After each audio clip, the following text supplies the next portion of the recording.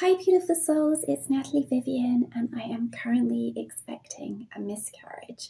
So I thought I'd do a little diary of what's going on for me to try and help other women in the same situation. So, in a nutshell, I was around 10 and a half weeks, 11 weeks pregnant, and I had a little bleed. I was admitted to hospital for about 2 a.m. I didn't get out of hospital till 12 the next afternoon. Had all kinds of tests and scans, and it was only a little bit of blood.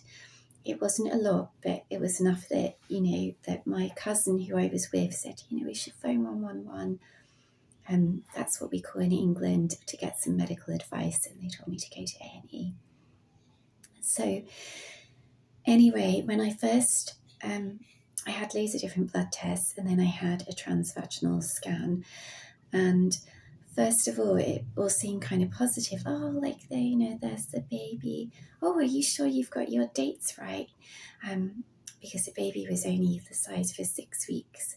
And then, basically it just kind of like the scan reading was just going downhill. She's like, oh, but your sac is so much bigger. And she was very lovely, the lady that did it. And she was so gentle. I can't thank her enough. She was a beautiful midwife, so lovely. And my cousin was holding my hand, so I didn't have to go through it alone. And she basically said, your sac is so much bigger. She basically kind of told me it's not viable and to expect a miscarriage, but they want me to go back in a week. So I'm going back on Friday, which is 2 days away, to see if the baby has grown. Now, I've already been told to expect a miscarriage and it's not viable. So it's kind of a really daunting time. I've bled a little bit, but not a lot, not to create a full miscarriage. That has not happened yet, and I'm really nervous about it. And she said she would give me my options. They would go through my options at the time. So from what I've been researching, you can either have a natural miscarriage where it all just comes out naturally. It can be very painful. Lots of things I've read have said that. You can have medication to bring it on, which I don't want, because to me, that's going to be like an avalanche of 1 minute I'm okay, and the next minute I'm on the floor in a pool of blood. I'm like, I don't think so. Or you can have surgery, again, just to clear out all the pregnancy tissue. Again, that feels really invasive. It's like, I really don't want to go there. I do get kind of a lot of cystitis problems anyway. So it's the last thing I want to do is kind of have surgery down there. And interestingly enough, I didn't think of it when I was in the hospital, but when I came out, I remembered 6 weeks pregnant, what happened? And I did actually have a really severe cystitis infection. It was absolute agony. And I was kind of like bath-ridden, bed-ridden.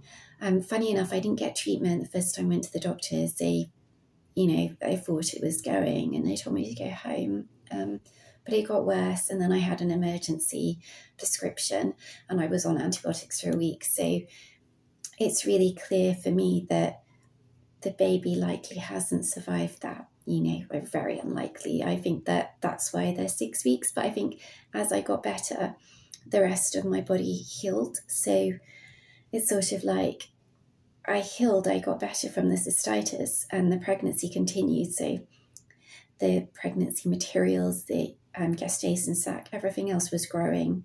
My tummy was growing. I still feel pregnant, but the baby obviously looks like it didn't make it. So to me, that's a clear reason, and that has really helped. Doctors say, oh, you would never be sure, but to me, it's like, I just said to the doctor, if you were me, you would know that was it, because I was so much agony. Like, it was really, really bad. So it's a no-brainer to me. This tiny little fragile growing babes inside. I didn't make that. So I'm going back on Friday. I will do an update what happened. I just thought it'd be good to share this process with other people. I've been looking at the metaphysical reasons for it, because I've studied in metaphysical science and I'm really quite spiritual. And I had an awful lot of stress in my pregnancy with my autistic daughter, also my partner actually as well. So I won't list all the ins and outs, but there was, physical violence and things were being smashed up, and it was just so stressful. And I just remember thinking, how on earth can I have a baby in these conditions? It was very disturbing for me. It was very upsetting for me. And they didn't really seem to have any awareness of my condition. It seemed like, people were, letting me down badly and my daughter, and they had sort of no awareness that I was then dealing with the repercussions of that or what was going on. So, looking at the metaphysical reasons, it was a very hostile environment, and I was pretty scared to have a newborn in that situation, actually. So that could be, there's all these metaphysical reasons as well. I watched a wonderful lady, I can't remember, another one on YouTube, and basically, if you have got these fears, the body will read the energy. She said the body reads the energy of what's going on around you, and the universe takes care of the situation, if this wasn't meant for the highest good. There's also the other element that the karma or the situation is related to your child actually making a choice for whatever reason